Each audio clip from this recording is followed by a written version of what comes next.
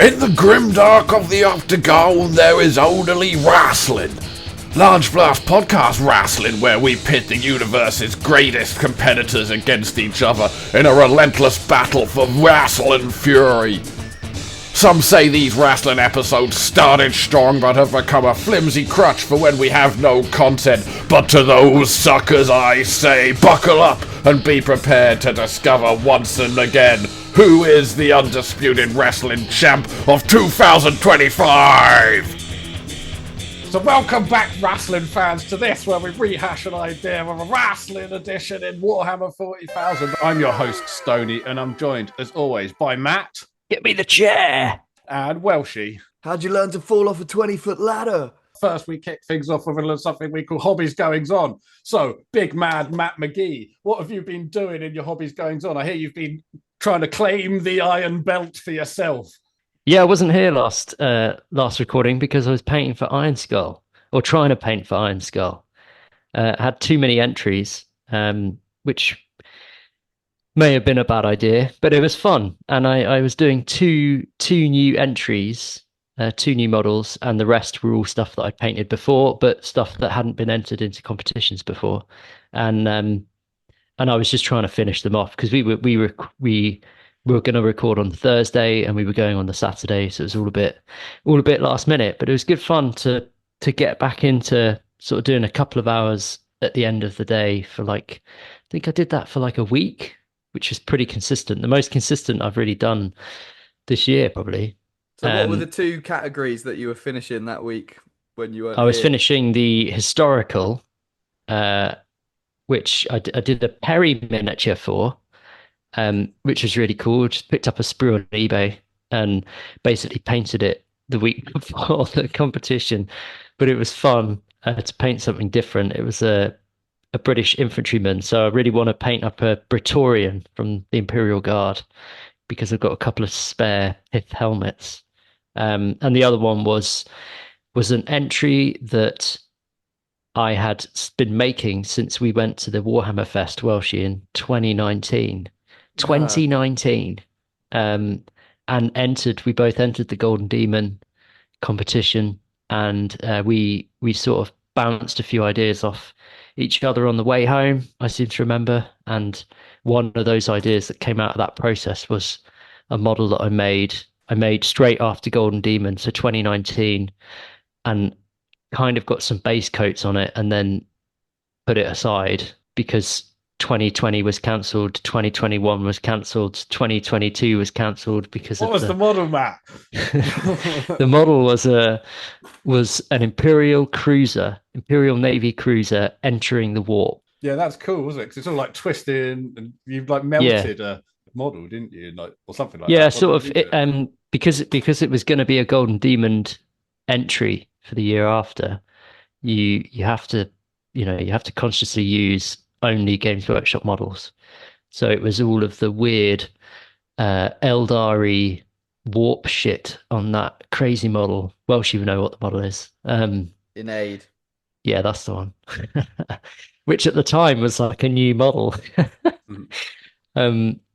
Yeah, so it's all like entering the warp, and then I melted the cruiser a little bit. So it's kind of, if you look at it closely, it's sort of a bit misshapen the closer it gets to the warp storm. Well, it's not the warp storm, the warp entry point, whatever that's called. I think it's called the anus of the warp. Translocation hole. Yeah. And the rest were just stuff that I'd done before, but not stuff, as I say, that hadn't been entered into competition before. Well, yeah, I guess that's it. We've all been to the Iron Skull now. That's the sort of main thing I guess we're all going to carry across. Way to spill the beans there, Matt, in such dramatic fashion. But so, Welshie, I guess, you've obviously been at the Iron Skull as well. Want to elaborate on that? Yeah, I mean, the three of us went together. I think it was a super nice day out. Matt, as he says, entered 11, all 11 categories. I entered 3. With 2 new entries, some Space Marines that I've been chatting about on the pod for ages, and Eisenhorn Retinue, which I've been chatting about. I thought it was a really well organised day. I thought having the war boot in between, like we entered our models first thing, You got these little cards to know that your models are safe in the cabinets. You can go back and look at them throughout the day, make sure you get them back at the end. Everyone was super friendly. But I think the best thing for us was the war boot, right? Having Yeah, these tables and tables of yeah. Oh, old hell yeah. metal I models was that absolute bargains. We loved really it. impressed, really impressed by it. I was a bit dubious, but they seemed genuine bargains. I mean, they weren't like super cheap, but it was good. And the people running the stalls were really good. It was like a proper car boot, and it was reasonably sized. That's pretty good. Yeah. Yeah. It was great. It's a really great place to pick up some cheap magic cards as well if you're looking for magic cards or Pokemon cards, things of that nature. So yeah, it's awesome. He lost points for that video to Yeah. follow. Yeah. But we The all got some good models, didn't we? Which we were going to be making yeah, we dioramas did. of We over the did. next, well, Well, knowing yeah, our I kind of schedule, wanted to probably talk six about that. months. Let's again like peek behind the curtain a little bit here because we bought some models there, didn't we? We did kind of like a bargain hunt type thing where we all bought like old vintage style models, and then we checked the price on eBay to see who had scored the biggest bag, bargain Yeah. hunt style.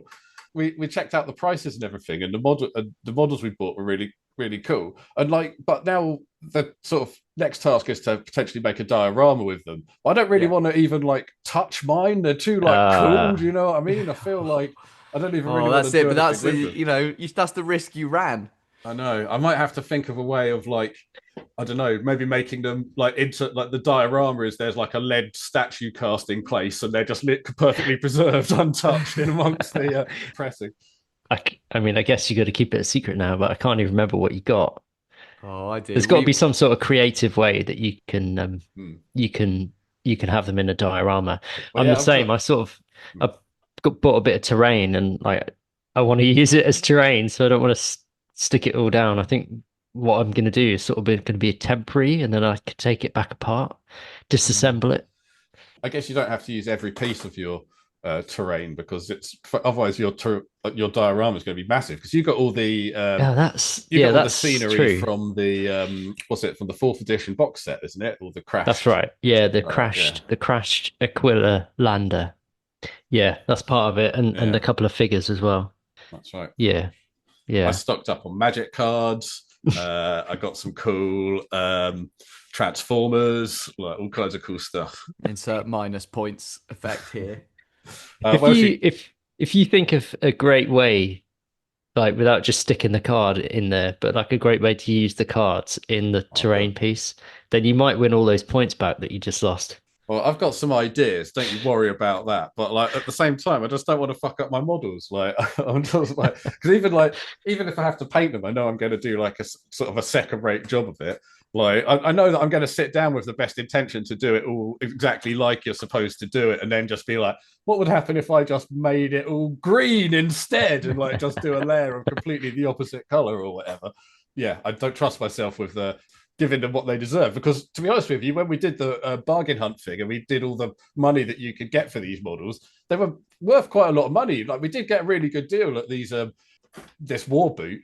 Uh, Yeah, I think and it's yeah, because our natural eye is towards like old rare stuff. It's just the stuff that we like, right? I don't think we went yeah, in there trying to really make the most money, but just the things we like are odd, weird, old stuff. yeah. It, you sort of touched on the competition. Yeah, the painting competition. I mean, yeah, it was really good. I felt like the atmosphere was really friendly. The people running it did a pretty good job. There was a lot of entries, which is good, but it was all pretty smooth. And I guess something like that is probably so close to being utter chaos that, Mm. they did a good job that it didn't turn into utter chaos. It was pretty from the outside perspective, it looked like it went smoothly and we stayed for the awards and that was a great atmosphere at the end, seeing the winners and really, really well deserved winners as well. Yeah, worth Really saying that amazing the pieces. the standard of painting was insane. I mean, you mentioned earlier, Matt, that we went to Golden Demon in 2019. I'd say that the average painting in these cabinets was way higher than that. And it was also exciting to see non Games Workshop models in there, a real Yeah, mix because yeah, cool. it didn't have to be GW only. So just Yeah, inspiring to see some of the painting on there. And when you see those guys come up and win multiple categories, and you're like, it's just yeah, flawless execution of what you wanted. yeah. That's right. I think there's like 11. So there's 11 categories apart, as well as the people that can enter from Siege Studios and then the under 16s. And basically, the 11 categories were won by like four or five people, Mm. winning multiple things. You Yeah. know, and all thoroughly deserved. Yeah, amazing. But you're right. The average quality was definitely better than 2019. But speaking of war boots, I've been kind of getting well because for recently I had like a really bad run of 3D printing. Like I was really like, man, fuck 3D printing. It was just something. Everything I was doing was making like bad prints, and then you've got to like clean out everything, and it's all like a big fucking pain in the balls. So I was just like, oh, maybe I should get a new printer. But then it seemed like, oh, I'm spending more money on something which I don't really enjoy doing. It's more like a means to an end. So, Mm. but then recently I just started like fucking around with like the printer settings and kind of like doing a bit of dweebing, reluctant dweebing on like finding out about how it works and stuff. And it all just kind of clicked into place. And now I'm like a 3D printing wizard. Like you can give Whoa. me anything, tell me something, tell me anything in the world, tell it to me. Can you print your models without those funny wavy Already done lines on it, them? buddy. Printed them Oh, already. oh. Matt, what else? A foot? Printed it, matey. What do you think I'm Oh. walking around on? I chopped mine off. I'm walking around on two 3D printed feet now, buddy. I'm doing it all over. And I was Can kind you of do thinking, hairs on a ball sack? I want a hairy ball sack. oh, I've got them. I've got them at different lengths. I plug them in at different Oh, times, Jesus. to like fool the missus. So I've not gone through puberty yet. So Is I that, need is to that a like, new game you I need play? to, well, no, I've not gone through puberty. So I'm smooth like a turtle down there. So I had to like, plug in some 3D printed hair. But Oh, yeah, so anyway, I'm 3D printing all my problems away. And I was thinking, why don't I like do one of these war boots, get some packaging, get oh, old oh, Large Blast yeah. Studios models like on the some actual Oh sale of yeah, actual models That's going. a great So idea. that'd be that's what I cool. was thinking. So there's another one coming up actually in September. So I was thinking, Nice. oh mate, why don't I stop printing pubes for myself and start printing fucking, gold? Finance, cutting edge technology. Accurate information is the Large Blast podcast news. Hear every episode. Stop crying about the Nintendo Switch 2 gamers because there's been some new Warhammer games come out for proper game systems like the PC and the Nintendo 64 and some other ones, right, Welshie? Yeah, and we kind of missed this whole announcement, even though there's a few of our classic favourites involved in these. I think the big ones. I know Matt, you were a big Dawn of War fan, were you? Yeah, Oh, Dawn of War was wicked. I played that as yeah. well. But this isn't a new game though, is it? This is No, just like, it's yeah. a remastered edition that you can actually play on current PCs. I had a look at Mm. it. Oh, Don't what? expect it to be like next gen graphics, but they've upped the graphics, they've changed the aspect ratios, and they're re-releasing it. So if you want some Oh, nostalgia, you Oh, can that play is it. fucking. Oh, Matt, let's get that and play each other against. Let's, take a week off, you and me, in our pants, in our hot sheds, in the baking hot summer yeah. sun, and just All play right. each other at Dawn of War. I assume it'll be super easy to just get on Steam. We can all have a crack at it All because it's right, going to cool. run on Freeway, like let's any do old it. Freeway computer. Dawn of Warning. Three-way Get Dawn of everybody, War. get your tops off. Let's get fucking ready to Dawn of War. And that wasn't the only remastered. Space Marine 1, they've definitely attempted to capitalize on Space Marine 2 success, and they've chucked out a real, like, super quick, unpolished remaster of Space Marine 1. Mm. But so if you've never played that, that's That available. seems, yeah, that seems like a really weird thing to do. Yeah, that was my Yeah, first reaction. That's my reaction now. yeah. Not Just impressed. get Space Marine 2 and just play that lots because it's fucking great. Siege mode for that comes out next week from when we're recording this. So if you're listening to this, Siege mode will have just come out. So hope you're enjoying that. And then another big LBP love is getting the electronic treatment. They are making a Dark Heresy video game. Yeah, it's Oh, interesting. really? Okay. Yeah, multiplayer. I don't know if it's cross-platform, but it's PS5. It's on multiple platforms. You get together as a group and you can play through Dark Heresy with Well, characters. as newsreaders so often say, don't quote me on this, but I believe there might even have been like a new Dark Heresy like book come out, like the Dungeons and Dragons style rule set, but for Dark Heresy come out recently that that's been way more simplified and stuff, because I think it's always been a bit inaccessible. So they've kind of given it the D&D 8th edition treatment. That's good. I don't know how it would translate into a computer game. I'm not sure either. I guess you can kind of, as you work through it, you unlock bonuses and stuff. I'm pretty sure it's multiplayer. It's got to be multiplayer. Like you can't play, like you couldn't play Dungeons and Dragons on your own. Just sit there. And, like, but I don't know. That's just imagining stuff. That stage. That's true. Yeah. The trailer didn't help. I know there was a few other releases. If you're a Dark Tide player, they're releasing a new RBT's character for that. So the thing that really caught my eye though was the Mechanicus 2 Did follow you up. like Mechanicus 1? So no, but I say no. It caught my eye because it was such a piece of shit the first time. No, I never actually played it because it's one of those games. It's on like PC, Xbox, and stuff, but it's one of those games where it's turn-based, and I've never really been into that. The soundtrack to this game was fucking amazing. Yeah. Oh yeah. It is so good. So I saw this and I just thought, I hope they just make another 1.5 hour soundtrack, like a new one to this game, so that I can play this on repeat again on Spotify. Yeah, the soundtrack to the first game is so good. I literally played Kill Team last week, and I had the soundtrack from Mechanicus on. I always put it on if we're playing a game. Yeah, we've played games to it loads of time. Yeah, the soundtrack is just really good. It's if you can imagine what the AdMech would sound like making music, then I think they do a really good job. Shut up, Grey Knights. You don't need no new models. What, Black Templars? Why not throw another one into the mix? That's right, there's a new Black Templars Codex supplement coming out. Everybody's excited about it. There's a new model. Tell me more, Welshie. Well, I think the first thing we need to have a look at is the cover on this codex, which I feel like hasn't been memed quite as much as it should.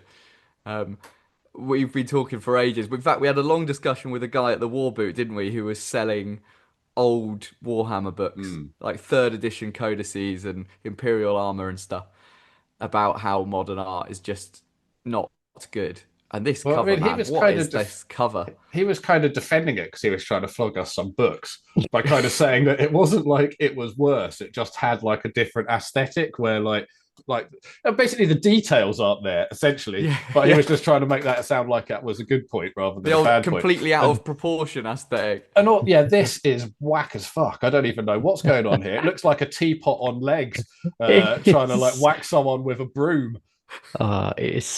It is so bad. I've deliberately, I didn't say anything. There was it was all kicking off in the WhatsApp group. But I kept quiet until this moment, and I can keep quiet no longer. This is the worst Codex cover ever. Yeah, it's so bad. But at the same time, what they should have done is they've made the wrong star of the show here. Check out, there's a guy down in the left-hand corner. There's a shitty picture of a Grey Knight, not a fucking Black Templar just for people at home. But in the corner of this, there is maybe one of the best bowl cuts in Warhammer 40k, which you do not see. If they'd made this guy front and center, I feel like it would have been a million times better than what it is now. This is how the design meeting, I think, went for this. It went, I like teapot. It went, we want a guy with an overly small teapot head with the entire rest of his body out of proportion. And you know those really cool weapons that Black Templars have? We're going to cut those off. Just hide it out. Yeah. They're just not going to be on the cover. And then to really, really sell it, we're going to put Jim Carrey from Dumber and Dumber on the bottom with a bolt gun that's not even held properly. But also make him a million times more detailed than the picture of the Grey Knight, which is like, when you look at like his hands and stuff, the art, like just, it looks really scratchy and like the brush strokey.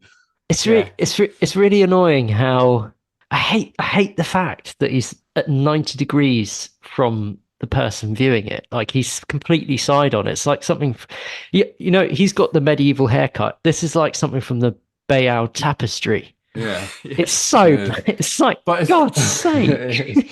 But it's also kind of like now I'm sort of looking at it, and like this is bad podcasting. We've done a bad job of podcasting today, boys, but we're talking about a picture now.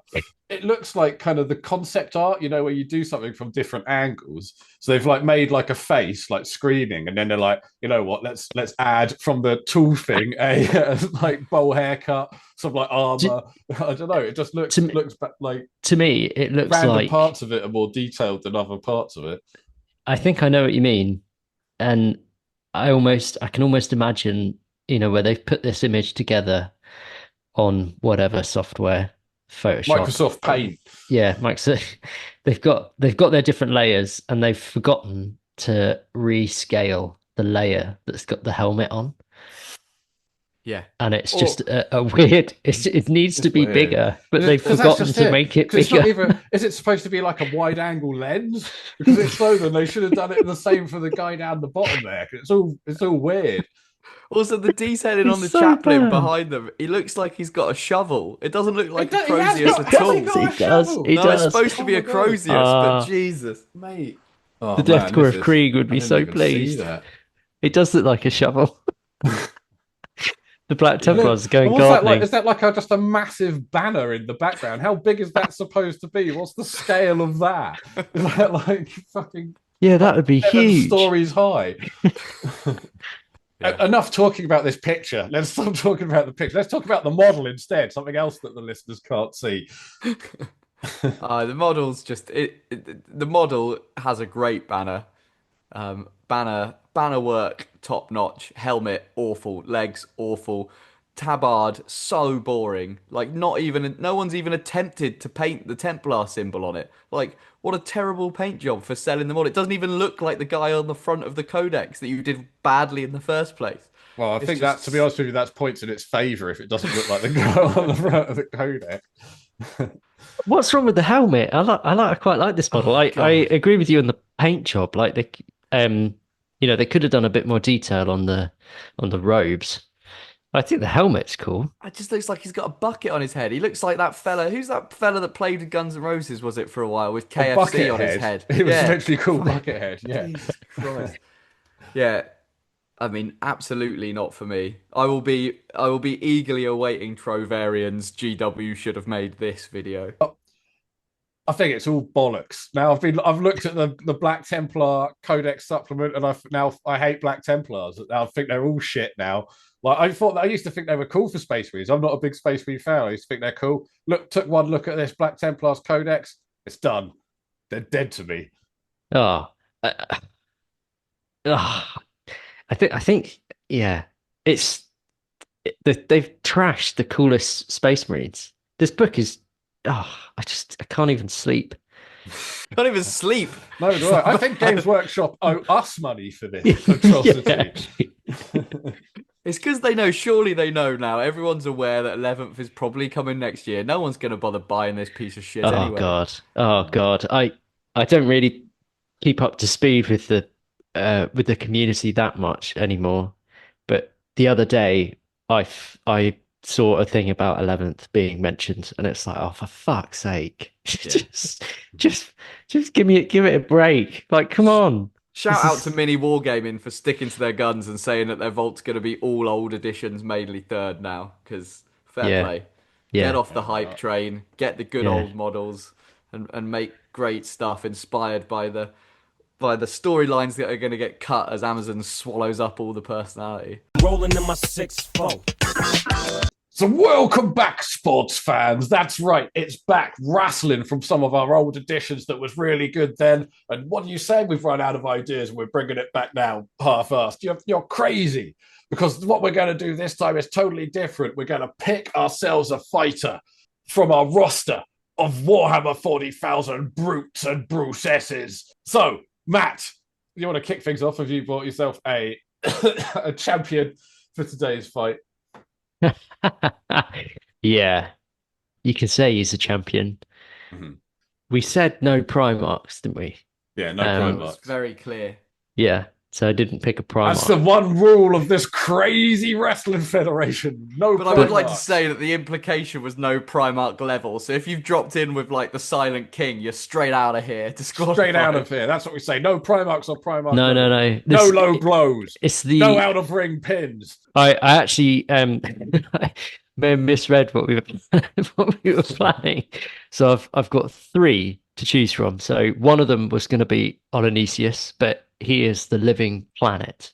So he won't fit in the ring, so I can't bring him. So I'm going to bring up my number 2, Old One Eye, Commissar Yarrick, Sebastian Yarrick. コミッサーヤリクセレクテド Oh, shit, I thought you were bringing a Tyranid. Yeah, Oh. what do the orcs call him? It's not Old One Eye. They call him. I'm sure they call him something like that. Anyway, Sebastian Yarrick, the Commissar, the hero, the legend, is going to be entering the ring. Cool. So Welshie, who have you bringing to this ultimate showdown? Well, he's a man who likes another man inside of him. Debatable as to where he is in 40k, but it's Argyle Tal. アージルタルセレクテド I Who's bought Argyle Tal? the man with the demon inside of him. So it's not nothing like a straight Venom ripoff from Marvel, but he's one of my favourite characters from the Horus Heresy. He's Wordbearer, Lorgar's right-hand man, the first heretic, the first Wordbearer to be sent into the Eye of Terror, and he's got a demon living inside of him. He's essentially the first possessed, if you're not familiar with 30k. All right. Well, I've never heard of him. Never heard of Gargle Towel. Gargle Towel. Argyle Tal. That's what he's got to be called now. Okay.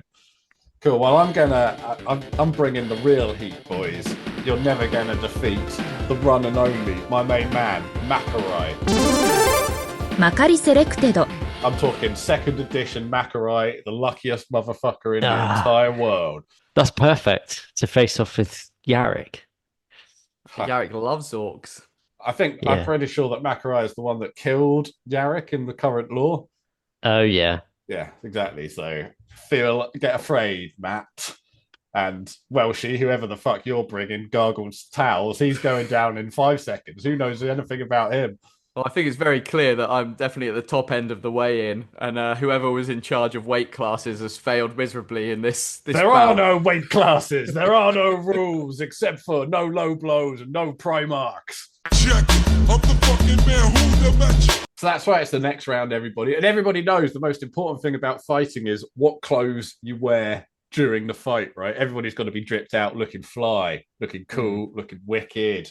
So Welshie, sounds like you've got some drip in mind for your character, whatever Yeah, the well, fuck he was called. I thought- Gargling Towels.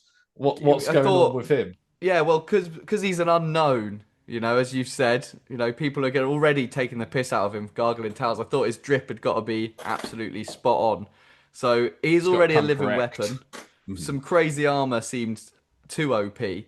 So I thought the best thing to get the crowd going wild is something from the olden days of wrestling. So he's managed to actually jump on Vinted and grab himself the clothing items of Inspector Obi-Wan Clouseau. So he's walking in with the big duster, the hat. Hell yes. He's got the yin yang symbol on his chest, and he's got some sick flares covering up his hooves. The crowd are going to go absolutely wild, and also he's also weaved in a bit of the old sempiternal weave, because I think he'd be a kind of metalcore fan. So he's got the Necron sempiternal weave in his coat there to give him an extra bit of durability. Nice. Yeah, he's a fashion icon immediately as soon as he steps out there. The Obi-Wan t-shirt. Hell yeah. Well, So Stoney, how are you going to stand up to these flares? Well, to be honest with you, I had wanted to go Inquisitor Obi-Wan on top. I wanted that Yin Yang t-shirt, but obviously I outbid you on Vinted. You outbid me on Vinted. It's We the didn't demon. get it. I could see We the couldn't get it future. in our size as well. Obviously, Gretchen's sizing is hard to get hold of, so we didn't get it. But what I do want is Inquisitor Caramel's trousers, his big robo trousers. Robo trousers. So Good call. All right. Do you get all the weaponry that comes with those, or is it just Obviously, the trouser? yeah. No, we get the weaponry. I reckon it's all. I feel like if we've admitted that it was trousers on a previous episode, which I feel like we all have, then it's got to be trousers. Okay. Once trousers you admit, you have to acquit. Matt, what have you got anything in mind for your guy, whatever his name was? Commissariat. You can't remember Commissariat's all these name. made up characters I got going on with you guys. Well, so Commissar Yarrick is going to be wearing most of his uniform. He's not going to be wearing his greatcoat. He's certainly going to be wearing his peaked cap. He never ever takes off his peaked cap. So he's going to have the silhouette that you're familiar with, except he is going to be wearing different shoes.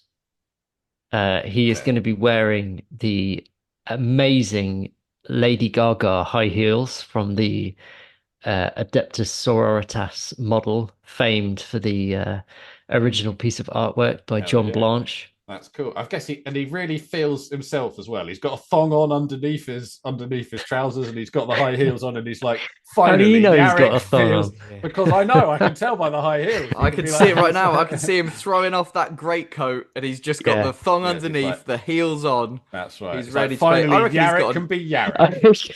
He's probably got a nipple piercing as well. Yeah. He's certainly he's got his breeches on. Yeah, he's got like rogue two metal nipples because he's had them blown off in combat. Bionic nipple. he throws off his coat. He says, "I've got one eye up here and I've got one eye down there." And that's all the eyes a person needs. Yeah. Yeah. So they're basically, I mean, they are heels, but they're like armored clogs.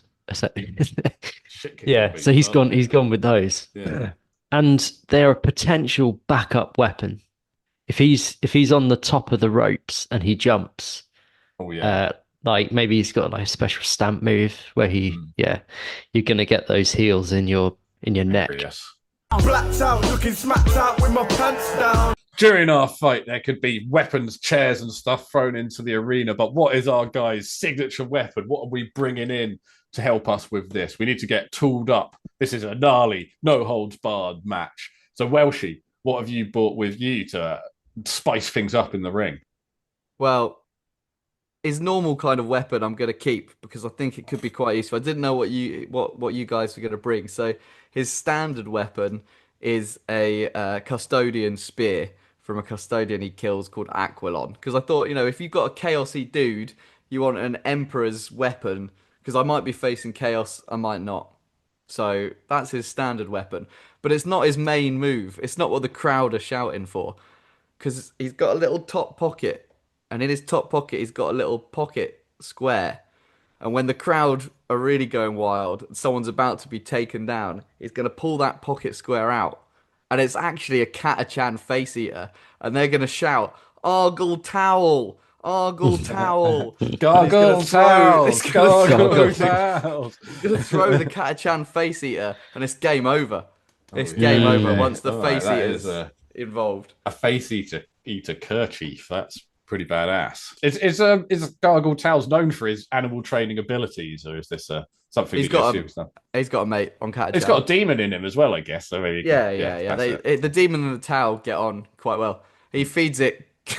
He's jacking it off. This is one kinky face-eating towel. He places it very neatly on his stomach, and when him and Raum have finished jacking each other. Matt, what have you been up to? What have you been up to? This is the beginning of the show. What weapon are you bringing to this charade of a wrestling match? Well, Claw has to stay. But I think take your mind slightly out of reality from this really realistic wrestling match. He's gonna change the claw on his left. He's gonna switch out the claw. He's switching it out to his old claw. Yeah. It's like sexier. It goes with the heels better. Yeah, exactly. Actually, it does. It's more curved. It's more curved. It's like more classic looking. It's less brutalist. Bedazzled. It's like taking an old car out for a Saturday drive. This is this is what this is what he does for He's fun. been restoring it. Yeah. And so he's not going to take the Stormbolter. In the other hand, he is going to take, he's like a hardcore strategist, essentially. So I reckon he's going to take like a super sharp quill. Super sharp, Quill. sharp and quill. Yeah. Quill. So like, Yeah. okay, cool. He's going to Yeah, take yeah. because So- the pen is mightier than the sword. Because the pen is mightier than the sword, and he, like I said, he's got his bionic eye. That is a laser weapon, and his peaked cap. I keep talking about. I must emphasize the fact that he's wearing his peaked cap. That is the symbol, because he's taken off most of the rest of his uniform of his office. So I don't know if this is. I'm pretty sure they don't. But if you're just suspend your just suspend realism for a moment. For a second, people, Yeah. please, like, Okay. if you're listening at home. So It's like an I know- Inception. Do you remember that film Inception? It's like an Inception of suspending your disbelief at this stage. I know the Like, cum-eating handkerchief was fine, but Actually, no. please now. Yeah. I'm pretty sure the models from the those weird long-legged AdMech guys, the mod, the weird long-legged ones yeah, with the chicken walker guys. No, the older Skitari ones that are like fast troops. Can't remember what they're called. But they've got one of them have got a whip, so it's like an electro whip for whipping their own men. So he's gonna have that. It's like a mechanic. Is If this the before or Mechanicus, after Brigade? Is this when they're showering down, or is this like when they're out at war? this is when they're out of war. I guess it could work for It's both. like a to be honest war. with you, like why leave it just at war if you're Yeah. having a good time in the shower? Yeah. It's like- So he's got an AdMech electro whip. I'm sure that's the thing. Oh, maybe don't take it's it into the definitely a shower thing. then. If it's electric, just Yeah, don't word take of that in the advice shower. maybe don't take it into the shower. But what does he do with his bionic eye in the shower? Who knows? Oh, Look through the wall to the female showers. I They would have reckon. thought, Ah, yeah. Creepy old man. He's a quirk, like Porky style perv. Yeah. Do you think? I mean, they must have made his eye waterproof, right? You would have thought in the future, whatever. They haven't just been like, "Oh shit, we forgot to make his eye waterproof, so he can have." Yeah. Sorry, I just can't do war today. It's raining. Oh, my claw will get rusty. I've got to put it in a big bag when I go in the shower.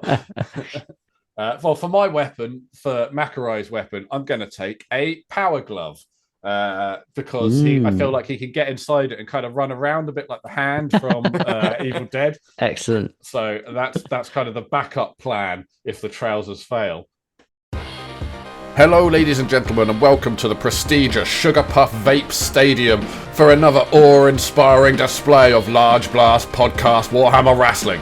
We're live at the event pre-show in the manager's VIP room, as provided by the generous folks over at Candy Gambling. Remember, change your savings to Candy Coins today with promo code It's Not For Kids, we promise, and receive 10,000 minion bucks for free. And wait a second, I think I can hear the fighters' managers talking about these pugilists' chances in the upcoming battles. Let's listen in and find out.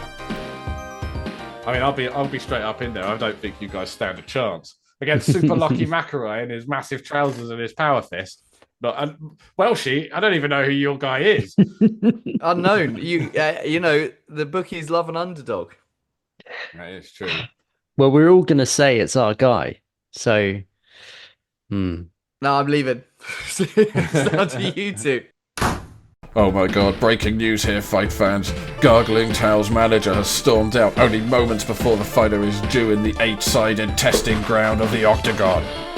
Could this affect the morale coming into the fight? Well, I guess we'll find out soon enough, fight fans, because here he comes to the ring now, strutting and striding, making his way to the corner, awaiting his impending fight. Or is he?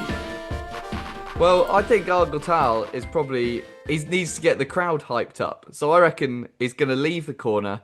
He's going to rise up into the air on his wings. They're going to, like, deconstruct themselves from his back.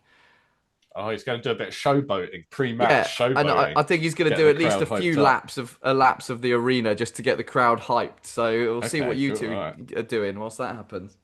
Well, yeah, I was thinking along those same lines actually. And while that's happening, You can't Yarrick. fly, so No, I know, but no one's paying any attention to you, mate. no, they will. They will do because Yarrick is going to march purposefully. Remember, he's got no top, bionic nipples on, and he's marching to the center of the ring, Yeah. where he will start shouting at the crowd because he is a commissar, a Lord Commissar of the Imperium, and as he does so, he's going to lift his peaked cap off somehow, maybe with a big claw. That I don't know if that works, but he's going to lift his peaked cap up, and he's going to wave it above his head as he screams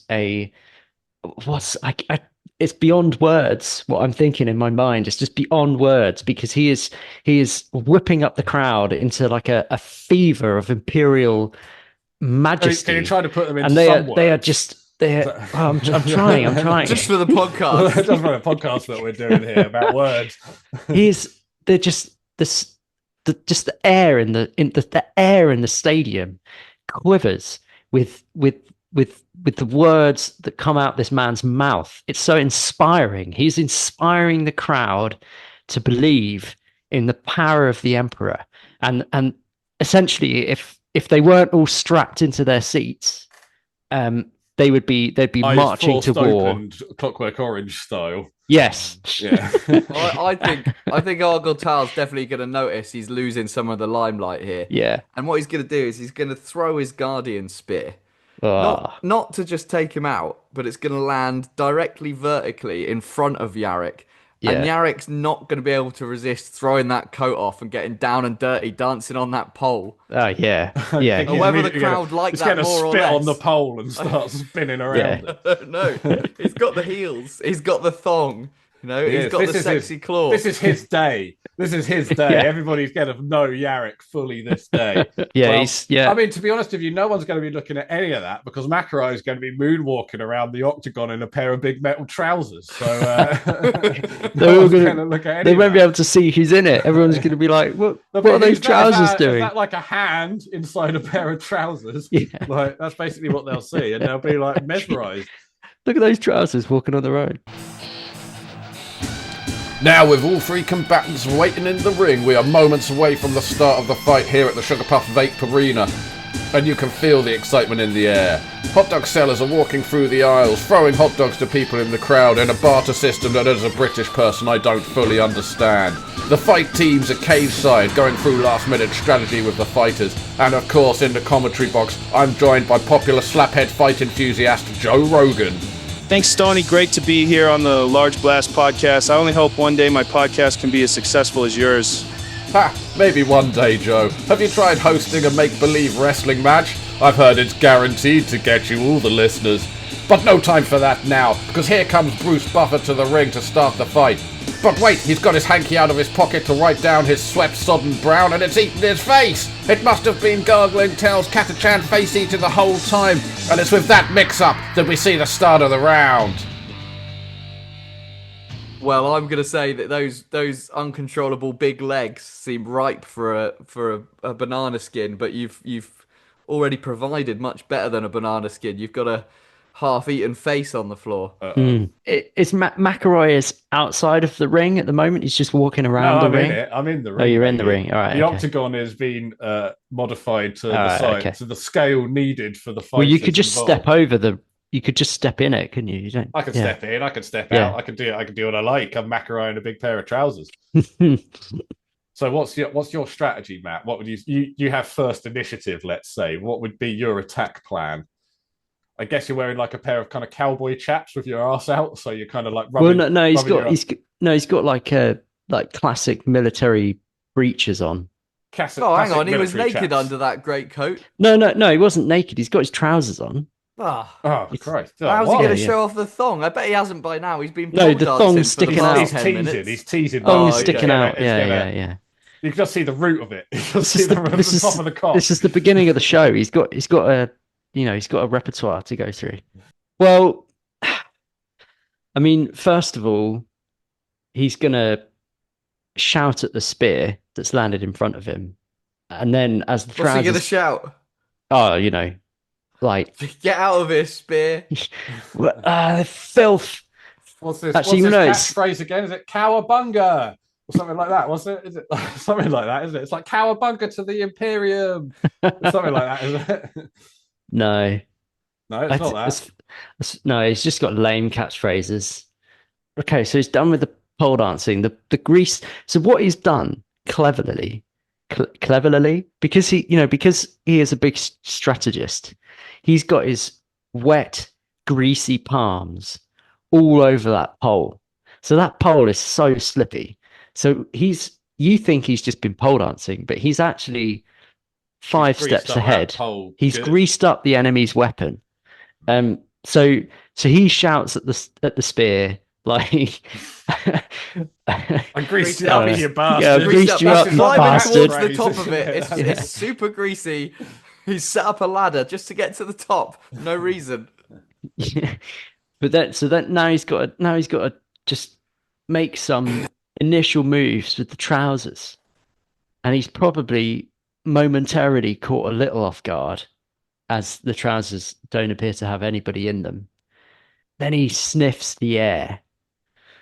The crowd go quiet and he sniffs the air, and everyone can see there's like close-up cameras zooming in right into his nostrils, and he's like, oh, smells like orcs. He just loses it, back flipping and going like all over the place. His eye is turned into like disco eye, and it's like he's changed from pole dancing to like crazy techno dancing, because his uniform is sort of matching, it's sort of weird military fascist techno naked man, because what he's trying to do is he's trying to dance his way to the back of the trousers so he can climb up them to look at what's driving them, because he knows there's an orc in there. He can tell. He's he's been around orcs. Macarai immediately trying to climb his trousers. Well, yeah, only because he's greased the pole up, so he feels like he's maybe left gargling towels with no gargling towels. yeah. That's his moves, basically. Right. So he's dancing. Fair play. Yarrick is making some bold opening moves here, taking the fight to Macarai and rendering Gargling Towel's spear useless with his grease. Yarrick is looking good out there, but you can never underestimate Gargle Towels. He came up on the Demon Fighting Leagues, and that cum-fed hanky of his is on a 15-face win streak. That's right, Joe. That hanky's been fed on a performance-enhancing blend of cum and face meat, and no one's looking to get in its way. Particularly after seeing guest referee Bruce Buffer get his face ripped off so cruelly at the start of the match. So what do you reckon, Rolshy? How do you feel Gargling Towels is going to deal with this greasy pole?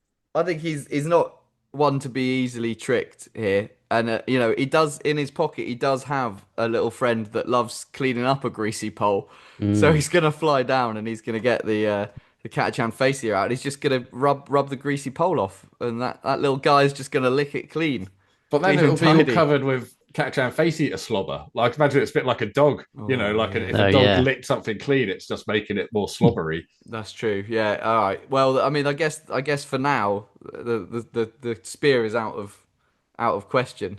He's come to try to clean it off and be like, "No, I'm just making it worse. What am I doing?" I think what might happen is Argyle Towel might see that Yarrick's so intrigued by these trousers, and just do a kind of like comedic, just pick the trousers up because he's got wings, and he's just gonna hold the trousers slightly above Yarrick's head, so he's just kind of jumping up and down.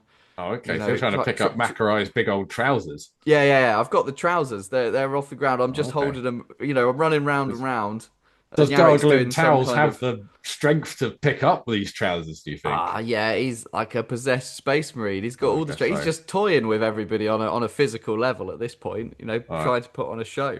Cool. Wow. So if you're dangling the trousers right above Yarrick's head, Yarrick is going to start. Whoa. Because you haven't heard what Macarai is going to do. If you're dangling the trousers, I assume that means you're grabbing them wedgie style from the back. Yeah. Well, in that case, that probably means your penis is in perfect jumping position for a power knock to the nuts. Oh, and that's some unsportsmanly-like behaviour from McElroy, disobeying one of the only 2 rules of Warhammer Wrestling: no Primarchs, no low blows. That is disgraceful. I know the ref had his face and presumably his eyes eaten at the start of the match, but you would still expect him to catch that.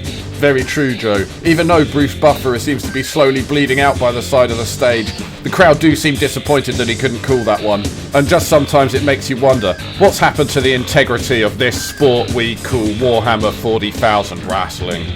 Well, Yarrick was about to claw at the underside of the trousers' feet. Give him a Because tickle. the Give him a tickle, the tickle, exposed, the exposed bottom of the feet, and try and sort of snip them with his claw. Snip the exposed bottom of the feet. Yeah. Are you imagining that McElroy is like inside the trousers? No, I'm imagining that he's in the top bit. Ah, like in the crotch area. Yeah, Like in the... yeah. Well, there must be some sort of control. Well, McElroy is very ticklish, so you tickling the bottom of his trousers, he is like, "Oh, stop it! Stop it! Stop it! You're tickling me." Oh, and he's down, Joe. Makari and his big trousers have fallen due to extensive tickling. Makari is really going to need to work on his tickle defense. Being tickled like that at this level is no joke. Some people laugh so much they poop in their karate gi. Oh, you mean like that time everyone in the gym pinned you down and tickled you until you pooped yourself? No, that wasn't even about me. That was a different guy. He lives in Australia, and you don't know him. No time for that now, Joe. It looks like Yarrick's up to something. Back in the ring. At this point, Yarrick recognizes that he's facing the pet, essentially, of his arch nemesis. Yeah, I guess they know each other probably. Yeah. They've been at the same barbecues and whatnot. Well, yeah, essentially, it's like a guy. It's like it's you. Yeah, it's like exactly like the mate of. I know who you are, but you're different from the. Like, You look slightly different to when I saw you last time. Yeah, what's going on? Did you always have that hair? Yeah. I mean, I'm imagining that this could go like a kind of Batman versus Superman Martha moment, you know, where Yarrick might see a glint in McElroy's eye and realise that, you know, he's been just under the thumb of Ghazghkull for so long as well. You know, it's a fellow being that's been oppressed by the mighty Ghazghkull. Could that be? I mean, I don't. Is this it, Mac? Are we going to do it? No. Yeah, Yarrick hasn't been suppressed by Ghazghkull. You're my hero. Matt, have you learnt the song yet? Sing it with me. And everything I would like to be. Come on, Matt. You must have learnt it by now. No, I think you've got the story of Commissar Yarrick wrong. He's not. McElroy is holding out the power glove hand as if to shake it and singing, "You are the wind beneath my." Yeah, maybe I've got it the wrong way round. Maybe McElroy's looking up like, you know, you've tried to save me for so long. He's going for a high five. He's jumping through the air for a high five. You have got it. You have got it the wrong way round. Yarrick's like, you've been trying to free me this whole time. Yeah. McElroy is Yarrick. You've been trying to free me. Well, that was and Yarrick's like, yes, I've been trying to free you for 200 years. Well, Sharad, you are, because him jumping through the air for the high five turns into a quick face slap. Oh, yet another dirty move there from McElroy. He really is taking advantage of the fact the ref got his face ripped off pre-fight to be a right cunt. He really is proving to be a truly unbearable bellend. I wonder if he will come on my podcast. Well, I think while all this has been going on, Argletown, now his wing's broken. He's got to get some height while this is happening. So he's been climbing the ropes like all good wrestlers, and he's gonna go for the Clouseau bomb. You know, okay. It's where you jump up and he's gonna tuck his legs real tight, do a little flip, and just stamp on Yarrick's toes. That's it. That's what you do. You flip up. You tuck up, you open, onto the arm, shoes. spin around a bit like a yin yang. And that's it. Yeah, you look like a yin yang in midair, and then he comes down. And normally, what he does is he stamps and crushes someone's foot, but he doesn't realise that Yarrick's got the big old boots on. Yeah. Oh yeah. And it's ineffective. Clutch. They're now face to face. Okay. Well, I've secretly snuck. Whilst that was happening, I secretly snuck another McElroy into the into the arena. So he's climbed back into his fist. And he's going to try to rewrite his trousers. He's going to get back on there. He's going to grab himself by the metaphorical underpants and jump up in the air and try to get his trousers back stood up. My god, I can't believe what I have just seen, fight fans. Makarai has righted himself and once again rides atop his mechanical trousers. Gargling Towels is coiled ready to pounce, and Commissar Yarrick has retrieved his hat and is now performing his famous move, the Insania in the Canadian Twist Fist. Spinning around, fists out to clobber anyone who might get in his way. Have you ever seen anything like this before, Joe? Honestly, Stoney, this has got to be one of the shittest displays of combat sports I've ever seen. Shut up, Joe. Looks like Gargling Towels is mounting some kind of counter-attack. Let's get back to the action. I think what's probably going to happen is Argotal's going to get very confused. He's going to see this form spinning around him. Maybe the kind of coat is flaring out as he does the spins. And he's going to look down and he's going to notice he's wearing some of the sweetest flares to have ever graced the 41st millennium. And he's going to think that he's accidentally woken up in some kind of dance competition. And he's just going to start busting the moves, I think, at this point. You know, I'm talking, what's the, like Pulp Fiction style. He's doing the little gun moves backwards and forwards. And Yarrick can't help but join in. You know, Yarrick just wants to play that Uma Thurman role. And he's going to be dizzy after all that spinning as well. So he's going to have a little sit down or like, you know, just do a nice little dance. Fall straight into that movement. And Makarai's going to judge it, and they've won, and they get a free ice cream sundae brought to their Cadillac. Maybe they just win friendship, and this whole thing is settled by modern dance. No, we've got to carry on. We need blood. Then the audience cried for blood, and they cry for blood, and they say no. So is Makarai, is new Makarai still on the ground? Makarai is up now in his pair of trousers, and whilst you guys have been tossing about with darts, and he's been aiming his guns straight at you both. Trouser guns have been activated. Trouser guns. Yarrick notices this. He whips, you know, like he does like an Indiana Jones move. Swings around the trouser with the whip and pulls himself forward with the momentum of the whip. Goes sliding along the ring below and in between the legs of the big trousers. So he's behind the trousers. And as he goes under the trousers, his claw activates and like cuts the groin in half. Oh, Power claw. Rendered asunder. You've got two trousers. Legs. So he's hopping on one leg. You got a left and a right leg. He's trying to hold them together. Well, I think as he does that, Argotal's now gonna reach for the newly dry Sentinel spear, and he's gonna slice the remaining trouser off at the knee. Oh, move. And a team effort brings down Makarai's deadly trousers and levels the playing field. Makarai has taken a significant blow there, and the judges are going to take note of that for sure. His trouser game has been solid, but I don't like his chances on the canvas. I'm worried someone will remember that tickle weakness he has displayed and tickle him until he shits his pants. You're getting too caught up on the tickling till you shit yourself thing, mate. It's not a big deal. He's fighting a demon and a guy with a robot claw. A lot worse things could happen to him than shitting his pants like you did. Look, Stoney, it wasn't even me who shit himself that one time. It was this other guy from Australia who needed to borrow my karate gi, and I think he must have done a big shit. Listen, Joe, I really didn't want to have to bring this up, but me and some of the lads decided to get that soiled karate gi tested, and the results said the poo was all horse meat, steroids, and DMT. It's your shit, mate. I don't know what to tell you, dude. This Australian guy who you don't know came over here and took a shit in my karate gi. Well, enough about that now, Joe, because it looks like Makarai's got that mischievous look on his face that we have come to know means there's trouble a-brewing, so let's get back to the fight. Like Welshie, I assume that you've got the Inquisitor Obi-Wan gear, and we all know that's from first edition, where the Vortex grenade was quite a common issue grenade, and I assume there's one hanging off your belt. Oh, it's actually tucked under the flares all this time. Tucked under the flares, exactly. I'm going to run up your trouser leg in the style of the hand from Evil Dead and find this particular Vortex grenade and pull the pin. Oh, shit. Pull the Vortex grenade pin in my trousers. Well, butter my arse, sports fans. Makarai has unleashed a vortex grenade into the Sugar Puff Vape Arena and it is sucking in everything. But wait, no. It would appear that the 20,000 person capacity here at the arena was too much for it, and everyone is being sucked into the vortex in the style of several cartoon characters trying to go through a doorway at the same time, like the Three Stooges.